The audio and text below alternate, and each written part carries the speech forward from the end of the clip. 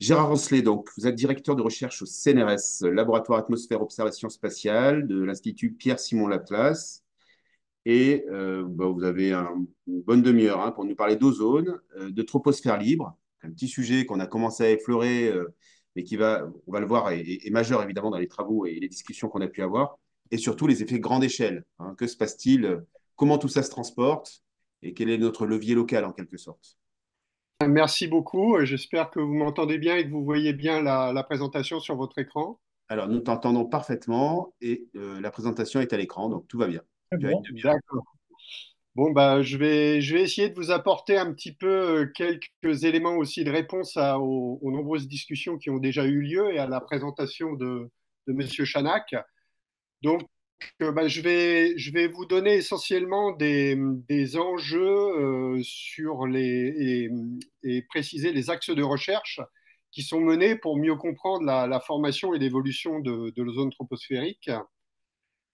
Donc ça vient compléter la présentation précédente pour dire que maintenant les processus d'un point de vue recherche scientifique, les processus de formation et de destruction sont assez bien identifiés, notamment comme on l'a vu, la forte sensibilité aux émissions d'oxyde d'azote et de COV, à la fois par des processus liés à l'activité humaine, on l'a rappelé, le transport, l'industrie, production d'énergie, mais il ne faut pas oublier complètement quand même la part qui reste des émissions naturelles, notamment le rôle de la végétation, le rôle des émissions par les sols pour les oxydes d'azote, ou encore dans les régions tropicales et à un petit peu plus haute altitude que la couche de surface, on a aussi les émissions de NOx par les éclairs. Autre point très important, c'est vraiment le rôle, puisque là, ce qui nous intéresse, c'est quand même aussi les extrémums, les phénomènes extrêmes, c'est le rôle dans la basse atmosphère des conditions météorologiques locales. Bon, un driver, ça reste quand même vraiment la température, le niveau de rayonnement et la stabilité, comme on l'a vu, des échanges verticaux. Et enfin, un troisième point qui est important à prendre en compte, à partir du moment où on parle de l'ozone, c'est que c'est un polluant secondaire qui a une durée de vie qui peut être relativement longue, qui s'échelonne entre 1 et 20 jours. Et donc, nécessairement, on doit prendre en compte en fait le transport à longue distance entre les continents, également le transport vertical depuis la stratosphère, puisqu'on a à peu près 10 fois plus d'ozone dans la stratosphère que dans les basses couches de l'atmosphère. Donc, potentiellement, on a quand même un réservoir d'ozone qui est au-dessus de notre tête, au-dessus de 10 km d'altitude. Donc, si ces processus sont bien identifiés, en revanche, il y a encore du travail au niveau recherche scientifique sur leur contribution respective à différentes échelles et leur intégration également dans les modèles, puisque à terme, c'est ça qui va être important, c'est d'avoir des modèles de prévision et des modèles explicatifs les plus complets possibles. Alors Gérard, avant que tu enchaînes sur la slide suivante, je te propose juste de recadrer un tout petit peu ta caméra si tu le peux, parce qu'on voit que la moitié de ton visage. Ah, d'accord. Voilà, superbe. Merci beaucoup. D'accord, faut pas que je m'approche trop de l'écran. Voilà, mais là c'est très bien, on te voit parfaitement. Parfait. Donc là, juste quelques slides très rapides sur certains enjeux maintenant, certaines questions qui sont relativement bien établies.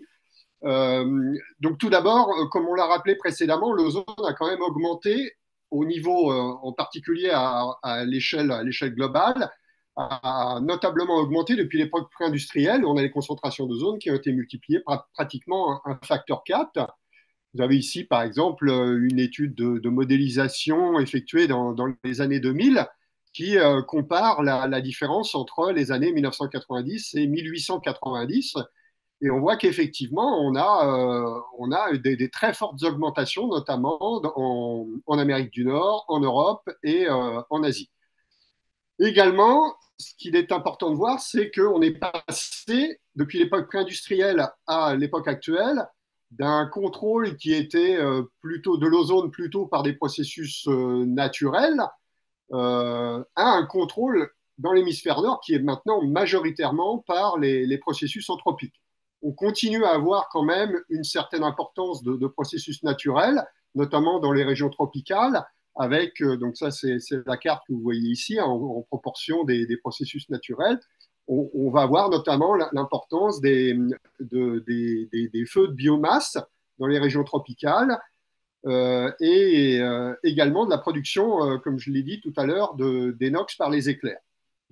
Et alors ces feux de forêt ne sont pas uniquement dans les régions tropicales, mais également aussi dans les régions boréales, et donc qui viennent un peu en compétition avec les processus anthropiques. Donc la question là, elle est plus de savoir quel va être dans le futur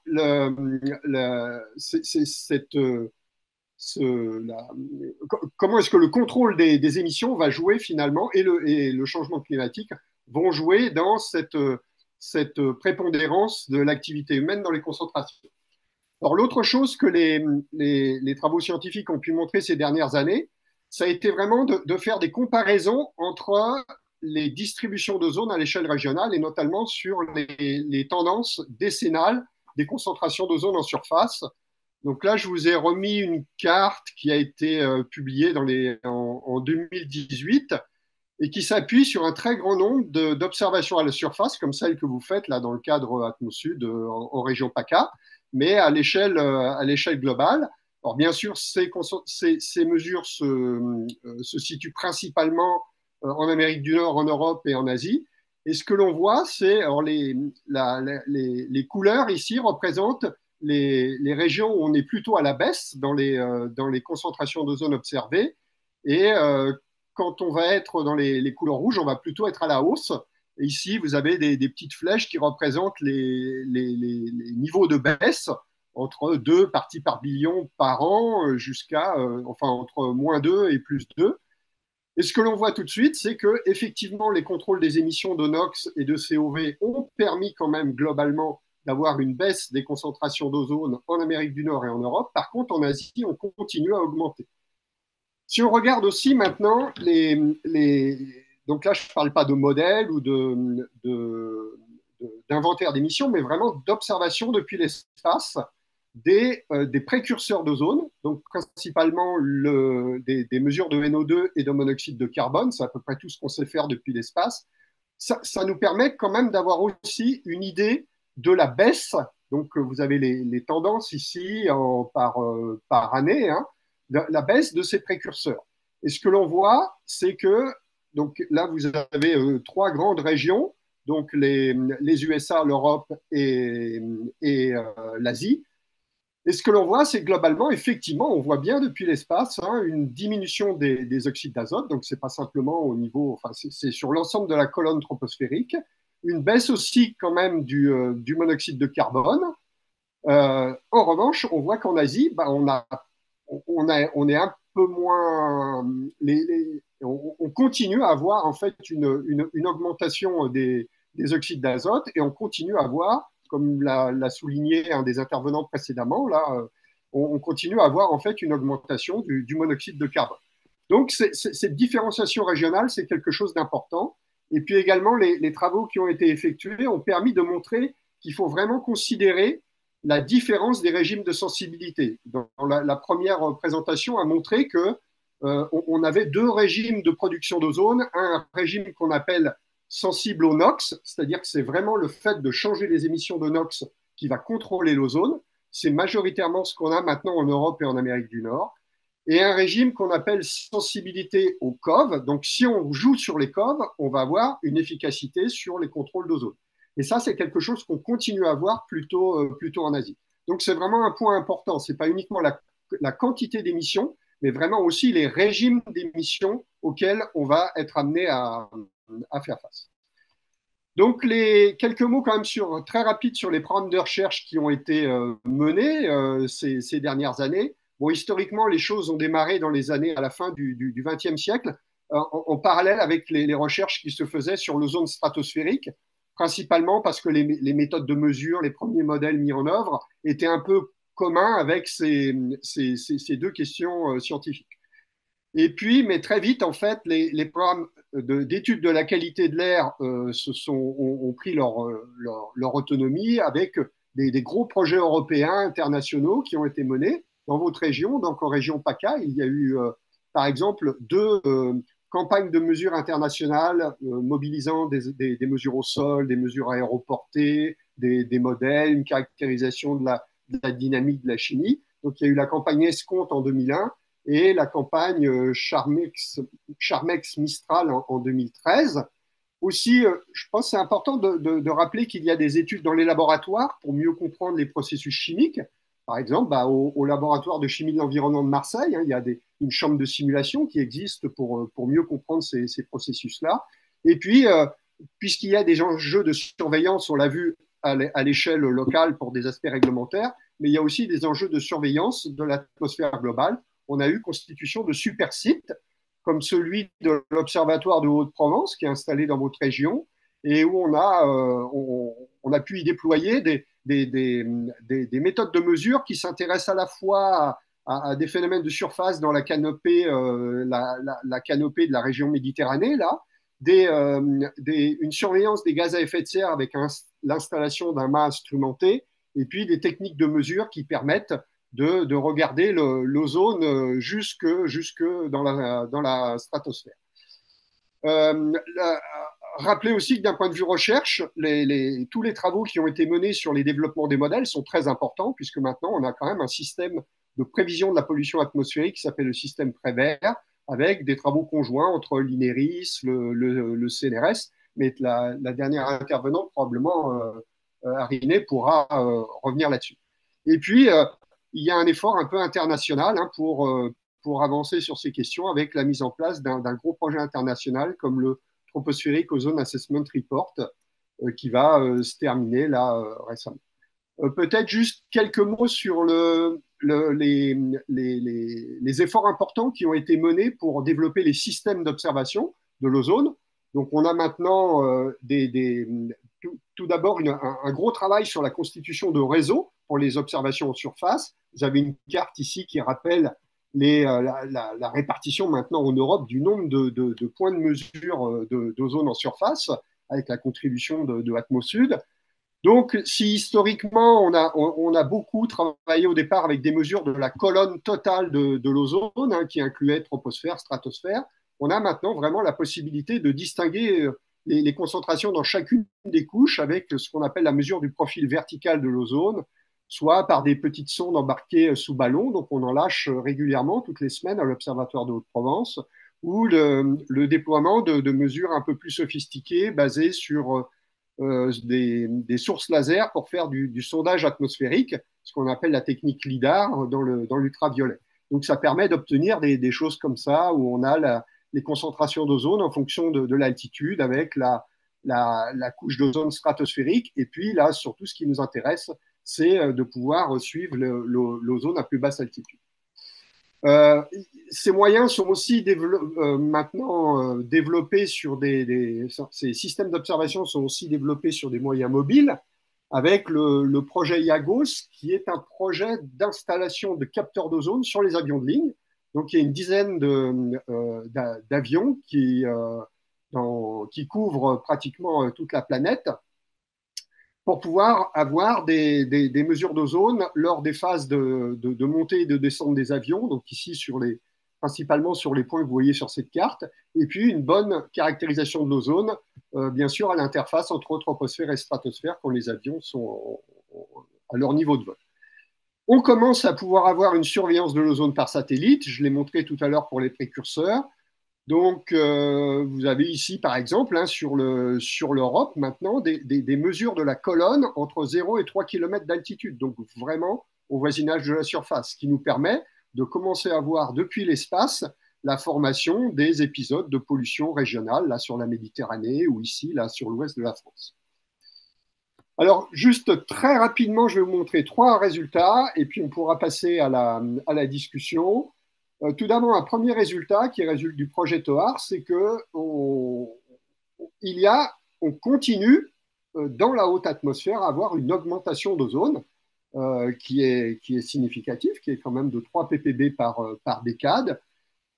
Alors, jusqu'à présent, on n'a pas pu montrer un lien fort avec un lien entre cette augmentation et une augmentation, par exemple, de la source stratosphérique. C'est des choses qu'on est capable un peu d'évaluer en suivant l'origine des masses d'air correspondantes.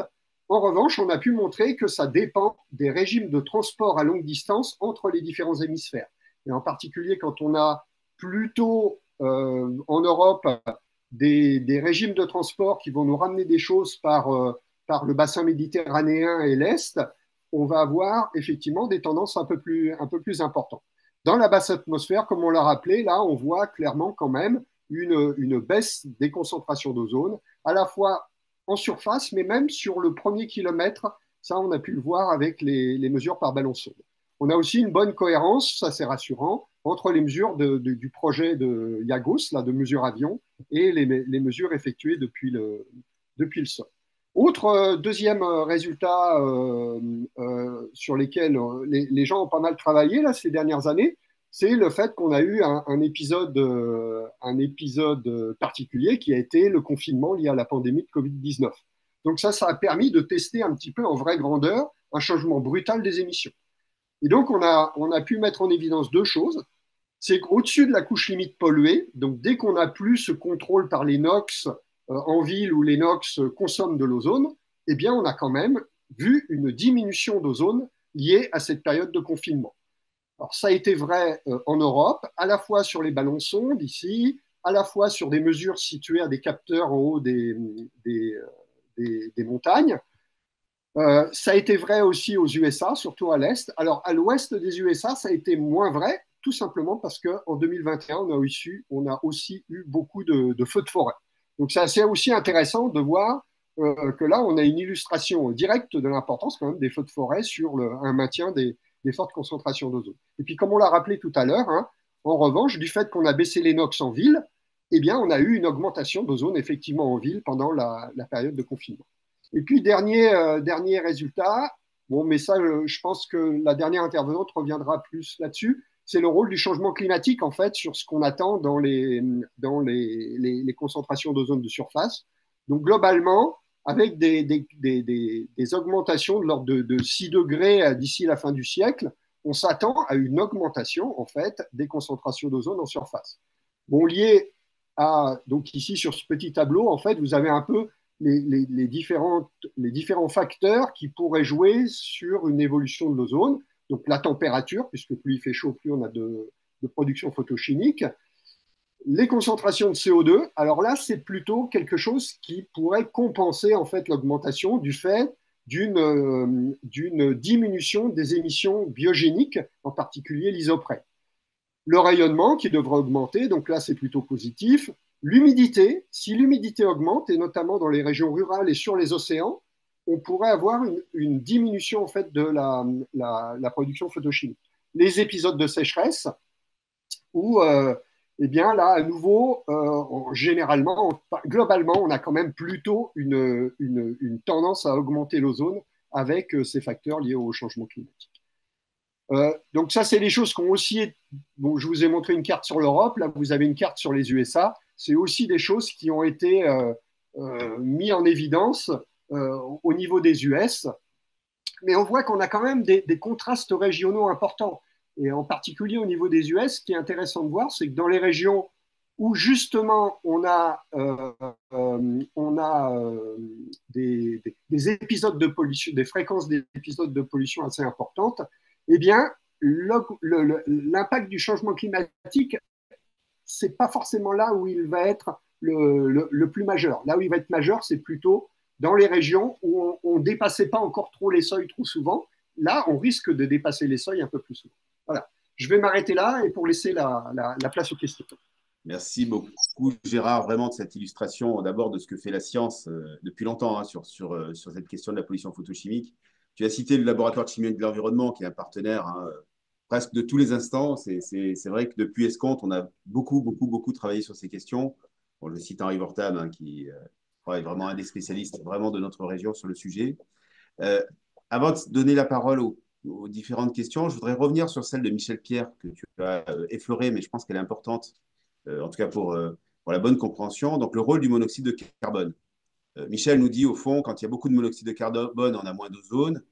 En réalité, je vais te laisser l'expliquer, mais ce monoxyde de carbone, il va plutôt jouer un rôle inverse à grande échelle. Je te laisse peut-être présenter les choses. Voilà, c'est ça. En fait, j'ai bien aimé dans la première présentation cette idée du carburant, en fait. Ce carburant, il va toujours être là. Les coves, on va pas vraiment les diminuer. Je dirais que le monoxyde de carbone, la meilleure illustration de son importance dans la production d'ozone, c'est plutôt dans tout ce qui va être lié aux feux de forêt. C'est-à-dire qu'on voit bien que, effectivement, quand on va voir ces feux de forêt, on a une émission, une augmentation très importante du monoxyde de carbone, mais aussi des oxydes d'azote, et donc une augmentation d'ozone. Mais je pense que le message qui est très important, en tout cas pour ce qui concerne l'Europe et l'Amérique du Nord, c'est qu'on est vraiment majoritairement dans un régime que l'on appelle régime de sensibilité au NOx. Et donc, c'est vraiment le contrôle des émissions de NOx qu'il est primordial de bien considérer et de maintenir. Je crois que ça, il y a aucun doute là-dessus.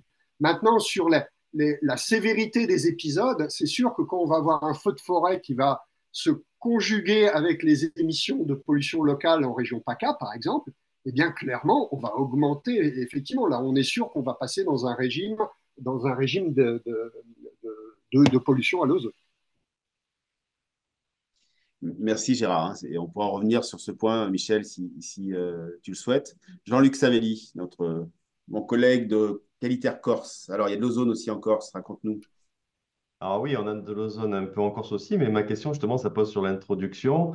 Et nous, on a pas mal d'ozone qui est importé. Et en introduction, vous avez dit que la durée de vie de l'ozone, c'était entre 1 et 20 jours. Est-ce qu'on en sait un peu plus sur les paramètres qui font que ben, justement, on serait plutôt sur 1 jour ou sur 20 jours? Quels sont vraiment les paramètres météo, je suppose, qui influencent la dispersion de l'ozone ou au contraire l'augmentation de sa durée de vie dans l'atmosphère? C'est pas que l'ozone, en fait. Ça va surtout être aussi la réactivité chimique. Déjà, dès qu'on va être au niveau des villes, dans les zones de très, très forte réactivité chimique, on va avoir effectivement une durée de vie qui va être plus courte parce que les processus vont être très efficaces.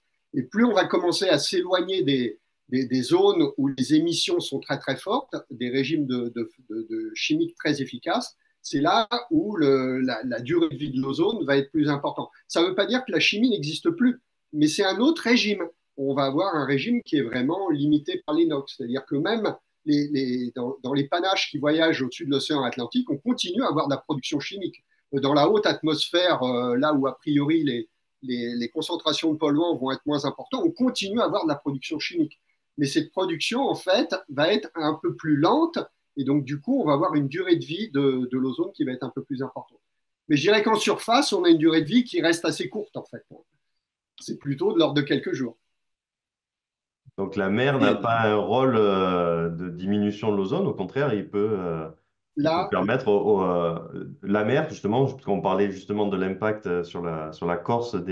Alors la question, c'est surtout sur les émissions d'ozone qui peuvent être faites ben, ou dans la région PACA ou surtout sur la région du Pô en Italie et qui oui, pourraient effectivement toucher la Corse. On peut penser qu'à un moment donné, le nuage va se enfin, est-ce que la mer peut jouer un rôle effectivement de transport de l'ozone ou au contraire avoir un rôle plutôt de dispersion, de diminution de la durée de vie de l'ozone?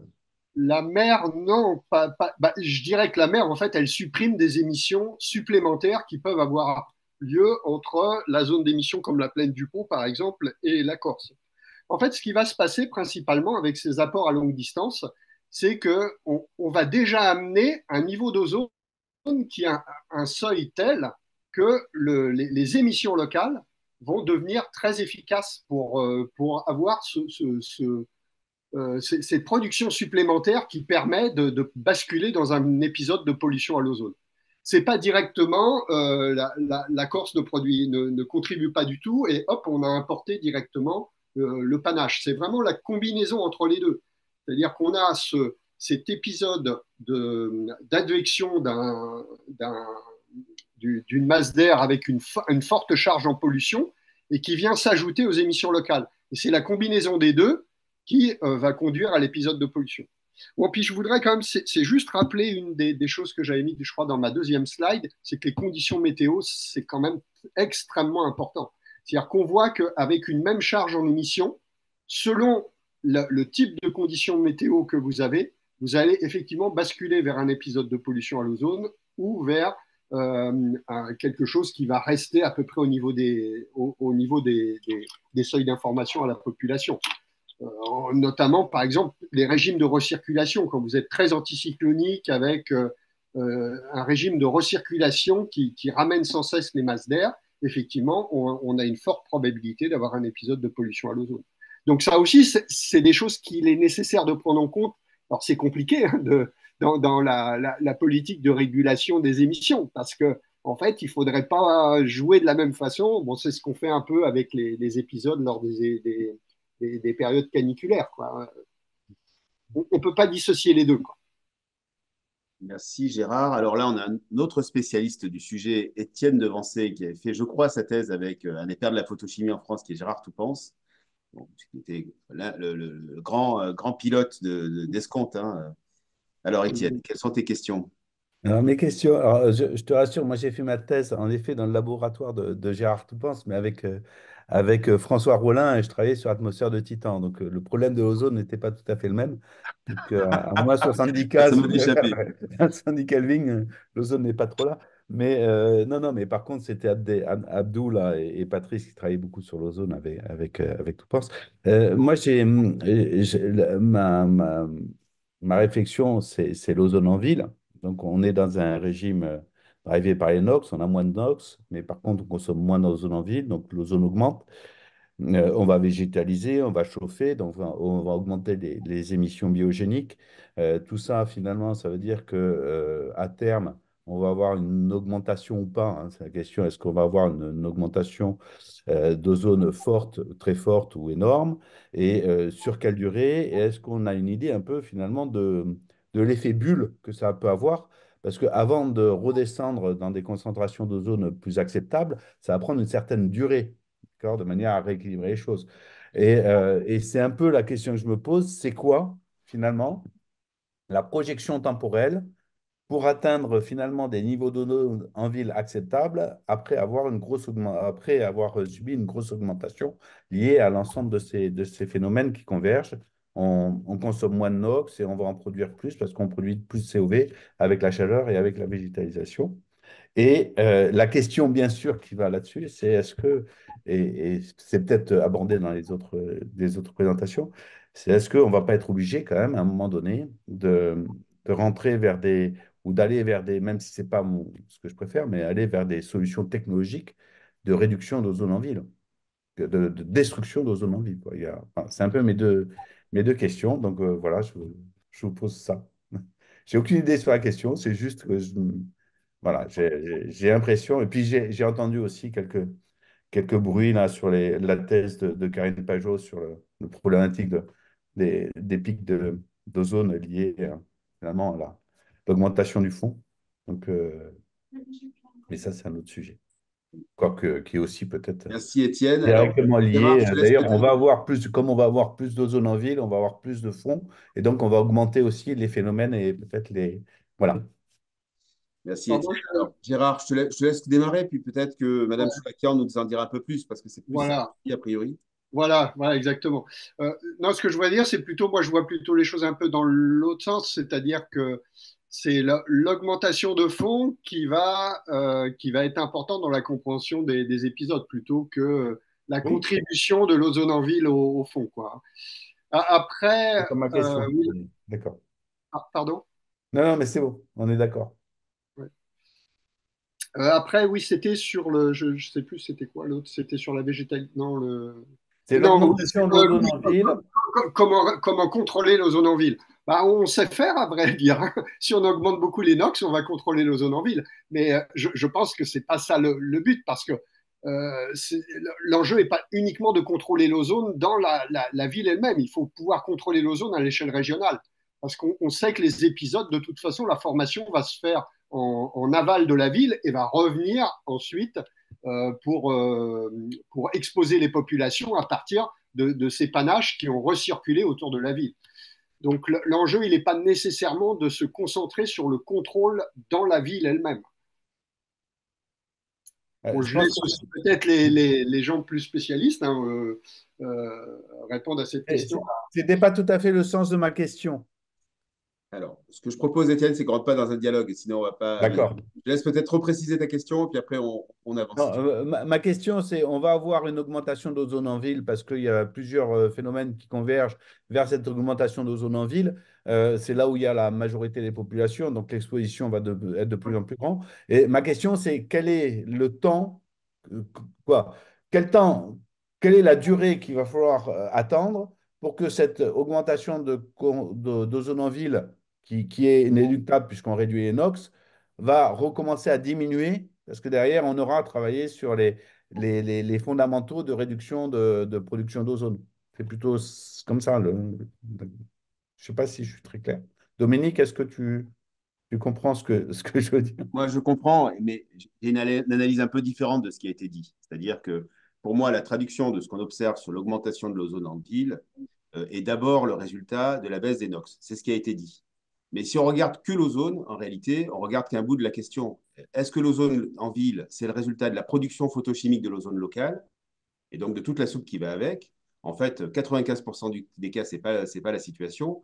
Donc, ce n'est que la traduction, au fond, de la consommation de l'ozone de la troposphère libre. Et donc, c'est pour ça que Gérard dit il faut regarder la grande échelle. Je suis d'accord. En fait, je ne pense pas que la question, elle se pose que localement. Ce n'est pas juste la production locale qui est interrogée quand on regarde strictement les niveaux d'ozone, en dessous, surtout quand on ne produit pas d'ozone locale, ce qui est un vrai débat de fond. Euh, donc, je pense que l'évolution que l'on montre, et Yann ne l'a pas évoqué tout à l'heure, c'est vrai qu'on voit une augmentation dans les, quand on prend les mesures en France ou en Europe, on voit une augmentation de l'ozone. Or, on vous a expliqué depuis tout à l'heure qu'on avait plutôt une baisse. Ce que nous dit Gérard, dans les basses couches, ça baisse, les pointes, ça baisse. Mais en fait, cette augmentation, elle est liée à un biais d'échantillonnage dans les villes, tout simplement parce qu'évidemment, dans les villes, on voit effectivement que la baisse de NOx a une influence qui est très forte. Et je ne pense pas qu'on puisse répondre de façon isolée sur. Voilà. Donc, on va continuer à voir l'augmentation de l'ozone dans les villes, en fait, paradoxalement, mais pas avec des processus locaux. C'est les processus globaux qui drivent le système, majoritairement. Évidemment, vous allez me dire, oui, il y a un peu de production locale, c'est vrai, mais aujourd'hui, c'est ça qui drive en grande partie le système. Oui, on est d'accord. Après, on a quand même une augmentation d'ozone en ville. Et comment on va réduire l'exposition des populations? Parce que cette augmentation d'ozone, de toute manière, elle va arriver. Oui, Et c'est quoi le délai pour revenir en travaillant sur les productions, bien sûr, à grande échelle, parce qu'on doit maîtriser à grande échelle, ce qui est très compliqué. Comment on va réduire quand même cette exposition en ville aux personnes, parce que quelque part, c'est un peu inéluctable, quoi. Et sur combien d'années ça va prendre pour arriver finalement à quelque chose d'acceptable? donc C'était plutôt comme je ça. reformule pour Gérard. En gros, les 3 ppb d'augmentation que tu nous as montré tout à l'heure à l'échelle Voilà. de la troposphère libre, est-ce qu'on imagine qu'il y a une inflexion de cette courbe à moyen terme et dans quelles conditions? À Mm. grande échelle, dans la haute troposphère. Euh, oui, en fait, ça peut être. Je pense que si, avec les réductions des émissions en Asie, on va déjà avoir une baisse à l'échelle globale. Après, pour moi, la question est plus qu'on va avoir on peut avoir une influence sur les processus naturels, comme les feux de forêt, par exemple. Si on commence à augmenter les feux de forêt, on va complètement compenser en fait notre capacité à résorber ces 3 ppb d'augmentation. Je pense que résorber les 3 ppb, on peut y arriver à l'échelle d'une dizaine d'années, on est capable de faire ça. En revanche, si on a une évolution des régimes météorologiques, si on a une évolution aussi de phénomènes de sécheresse importante ou de feux de forêt, on peut à ce moment-là effectivement complètement annihiler l'impact de ce contrôle des émissions. C'est pas gagné tout ça. Ça montre hein, vraiment la subtilité. J'ai une toute dernière question, Gérard, si tu permets, et on passera ensuite à la présentation de Jacques Patrice qui est enregistrée. Euh, Au fond, on voit bien hein, et cette complexité et ces effets d'échelle. Et donc, nous, on s'applique à expliquer que agir localement, c'est agir sur l'intensité des épisodes dans lesquels il y a de l'ozone, des particules ultra fines, tout un tas d'autres substances qui sont sans doute pas très, très sympas pour la santé. Et on voit bien que quand on regarde le seul indicateur d'ozone, ce que tu nous as bien montré, ce qu'ont montré Yann et Guillaume, on voit que l'effet d'import, en fait, il est massif dans ces concentrations. Et donc, on mélange deux grands processus. Donc, ma question, au fond, c'est quand on fait de l'import d'ozone, alors nous, on en a une petite idée parce qu'on mesure sur les points hauts, on l'a vu tout à l'heure avec l'OHP, qu'est-ce qui arrive avec cette ozone? Est-ce que finalement, on retrouve la même densité ou la même complexité de polluants, auquel cas, ben, finalement, on parle de la même chose, ou est-ce que finalement, c'est de l'ozone qui est un peu plus seul, je mets des guillemets à ça. Évidemment, il y a quand même des processus, tu l'as dit, photochimiques hein, qui s'opèrent dans la haute atmosphère. Et à ce moment-là, en fait, on parle de choses un peu différentes. Dans un cas, l'ozone qui traduit des pics de pollution avec tout le cortège des composés qui vont avec, et de l'autre, cette ozone qui arrive et qui a un impact intrinsèque, hein, Pierre-Charles l'a évoqué, mais qui n'est pas accompagné du cortège, ce qui, au fond, ça traduit en termes de risque pour la santé, sans doute pas de la même façon. Alors, Euh, qu'est-ce qu'on a avec l'ozone finalement quand on a ces transports transfrontaliers ou transcontinentaux, hein, tels que tu les as présentés? oui, c'est vrai que bon, d'un point de vue impact sanitaire, ça va pas être la même chose. Après, ce que je dirais aussi, c'est que pour moi, c'est très important de pouvoir caractériser à chaque fois l'ozone et éventuellement les processus photochimiques qui ont conduit à sa formation. Et ça, il faudrait toujours pouvoir faire les deux en même temps. Donc, avoir une mesure multipolluant, de toute façon, ça restera quelque chose d'indispensable. C'est-à-dire pouvoir contrôler à la fois l'ozone, mais ses précurseurs. C'est-à-dire que cette sensibilité, cette question de la sensibilité au régime chimique et l'importance des régimes chimiques, ça reste crucial en fait pour les politiques de réduction des émissions et aussi pour la compréhension en fait des concentrations observées. Je ne sais pas si je réponds complètement à la question, mais Pas complètement, mais peut-être que Mme Solaka en dira quelques mots. En tout cas, c'est un point très important pour nous. Et je fais une toute petite parenthèse et après je passe sur la présentation de Jacques Patrice. Une Le petite seuil de question. 60 microgrammes par mètre cube. Oui, je vais donner, pardon, j'avais pas vu que vous aviez levé la main. Le seuil de 60 microgrammes par mètre cube qui a été souligné tout à l'heure comme étant retenu par l'OMS, en fait, il est en dessous du seuil du niveau de la troposphère libre en été. Et ça, c'est un vrai sujet. C'est-à-dire qu'en fait, on peut ne pas avoir du tout d'émissions locales, comme l'a évoqué tout à l'heure Pierre, c'est-à-dire du vent, de la pluie, en fait, un brassage. Donc, on comprend bien que dans le brassage, en fait, on va récupérer l'ozone des hautes couches et qui vont alimenter le sol, même si on a des consommations, finalement, c'est ça qui va primer. Et donc, dans ces conditions-là, on est déjà au-dessus du 60. Et donc, ça veut dire que finalement, on a choisi un seuil qui n'est pas forcément très, très simple en termes de résolution du problème, parce qu'on mélange les deux grands effets. Enfin, je ne sais oui, pas ce que tu en penses, mais oui. Non, non, mais ça je suis entièrement d'accord. Hein.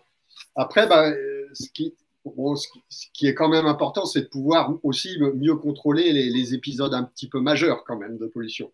Parce que c'est là où on va avoir des vrais impacts sanitaires et c'est là où on voit qu'on met en place des politiques de réduction, stationnement alterné, etc.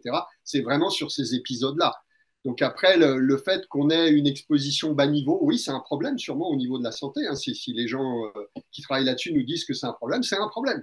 Mais celui-là, il est très compliqué. C'est un peu comme le problème des émissions, du changement climatique et des émissions de CO2. Là, c'est vraiment un problème à l'échelle globale et une politique internationale de contrôle des émissions pour rester en dessous de certaines normes. Mais ça dépasse ce que peut faire une région à elle toute seule. merci Gérard. Alors, Pierre-Charles. Oui, je me posais la question de savoir quel était le délai, disons, de transport longue distance, parce qu'on a évoqué l'Asie hein, comme étant euh, une source d'approvisionnement, et donc les baisses pouvaient induire des diminutions d'ozone. Bon, on a donné la durée de vie de l'ozone, hein, une fourchette de 1 à 20 jours. Ouais. Et je me pose la question de savoir quel est le délai d'arrivée d'une masse d'air contenant de l'ozone d'un continent à l'autre. Bon, un cas, par exemple, feu de forêt en Australie, aux États-Unis, ou la pollution Pour les feux courante en Asie. Pour les feux australiens, on n'a pas trop. Là, c'est très long parce qu'il y a des échanges interhémisphériques. Mais en revanche, pour les transports depuis l'Amérique du Nord ou même des transports depuis l'Asie, ça va être des temps de l'ordre de quelques jours de 3 à 4 jours à 5 6 jours. Hein. Donc, D'accord, d'accord, voilà. des choses qui sont en tout cas beaucoup plus courts que le temps de vie de l'ozone dans ces couches de l'atmosphère. Oui, donc c'est quand même donc très, très réactif, on va dire, hein, C'est très comme réactif, oui. Oui. quelques jours. Donc c'est vraiment à prendre en compte, hein. Ça conforte l'idée que l'apport, hein, extérieur d'ozone est très important dans les processus qu'on observe localement, quoi. Bon, après, il faut que ça redescende jusqu'à la surface. Oui, Ça oui, peut oui, prendre bien sûr. un temps un petit peu plus long. Bien sûr, les conditions météo viennent d'être Voilà. disons, assez clairement expliquées à tout le monde, hein. Donc on voit bien que... Mais c'est quand même une réaction assez rapide, hein. OK, merci. Merci. Alors, la toute dernière question, Yann, et après on enchaîne. Gérard, j'en profite pour te demander de sortir, si tu veux bien, ton PowerPoint pour qu'on puisse Ah, passer à la suivante. ouais. Yann.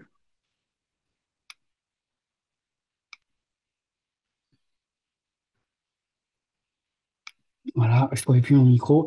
Oui, c'est pas une question, c'est un complément par rapport au fait de se focaliser sur l'ozone dans les villes en termes de lutte. Les chiffres de l'Europe pour l'impact sanitaire des différents polluants en France, les derniers là, pour 2021, ils donnent un impact en ville de l'ozone de 6% de l'impact sanitaire. Le NO2, c'est 29% de l'impact sanitaire. Les particules, c'est 66% de l'impact sanitaire.